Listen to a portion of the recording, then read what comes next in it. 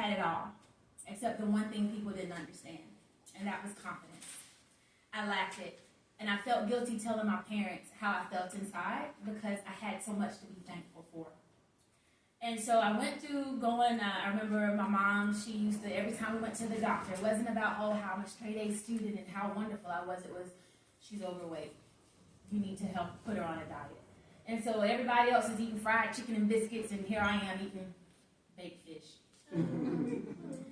And she tried so hard to help me realize my true value and my worth. And it just wasn't working. So I started on a yo-yo dieting thing where we would try this and try that. And she would do it with me, because she didn't want me to be on my own. But my brothers and sisters didn't struggle the way I did with weight. And so I valued myself based on that number on the scale, because that's all I heard. You're big, you need to lose weight. So I went from being overweight to obese to morbidly obese to super morbidly obese. By the time I was 22, I was 427 pounds. And that was a tough time also because I found out I was having my son. Don't ask me any of that. When I was having my son, and that's a whole nother story. But then I had a choice to make. I had to live for my son or die for food.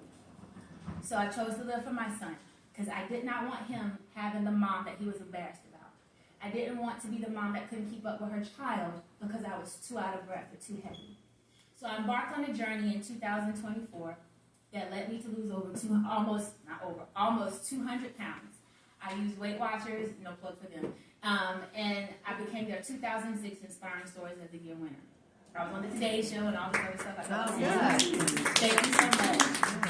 And so that changed my life because I realized that I could do a lot of things, even if society said I shouldn't be able to. And so after that, I went ahead and I found out, because I was hot stuff now, a few minutes later, what hotter? There you go. So that's what my mom was saying. Yeah. And if you saw the lady with the yellow hat, that's my mom. She's hot stuff. She's great. She was fabulous. Thank you so much. And so basically, when I found out I was having my daughter a few years later, I did not want her to struggle the way I did. I wanted her to know, regardless of how tall she was, how large or small she was, that she was enough. Because outside of my weight, one of my struggles was being the tallest girl everywhere.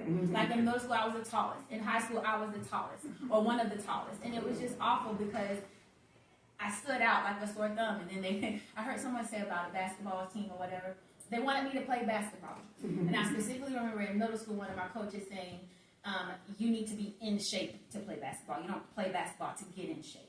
That stuck with me all these years. And then in high school, after I had lost some of the weight, one of the they really wanted me, you need to try out, do something good for your school, try out for basketball. So I did, and it was like, oh, you know what? Thank you for your services. You're good. Stay on the academics. I was like, I told you. And so back to this story with my daughter. And I found out I was having her. I wanted to make sure she knew she was enough. Because her dad is 6'6", and I'm 6 feet. So I thought she was going to be gigantor, and I wanted her to know, even if she was, that's fine. You're who you are, and that's who you're meant to be. So I wrote a bunch of poems, and I echo what you were saying earlier about writing. I don't tell stories, I just write my heart. I express myself through journals. I have journals from 10, 20 years ago about how I felt. And recently my mom, about a few years ago, my mom found some of my journals when she was cleaning up the room. And she was like, I didn't know you struggled so much. I said, yeah, I did. She said, I had no clue. I said, I know, because I wanted to protect you and Dad. I didn't want you to think I was ungrateful for all the stuff that you had done for me. So I wrote the poems for my daughter, and I tried to send it off to publishers. They said, nope, I'm not having it. No one reads picture books with poems for children. That's not popular. So I sat on it for 10 years, and then someone else said, they published their own books, and I said, I have these poems, and I really want to put them out there, but I don't know what to do. So I picked someone's brain, and she said, you got 1 hour and a half, pick my brain, whatever. She read the poem, and she said, you have got to make this a picture book. And so I did. And so then someone said, you have got to make one for boys, because it was initially for my daughter, so it was a picture book for girls, beautiful as you are. And then I made the one for boys, brilliant as you are. And so my books are a way for parents and adults to talk to children about their innermost feelings. We often hear people talk about, oh, we do our affirmations every day. And we say, oh, I am brave, I am confident. But as an educator, I know who you send to school is not who shows up. Yeah. Okay? And when they get around their peers, children tend to want to fit in. And they're not confident in who they are. They want to be who they see. And so you sending them in the car, I'm brave, I'm confident. And when they get to school, okay, I'm changing my clothes. Okay? I even had a little kindergartner. It was funny, but I ain't gonna tell that story.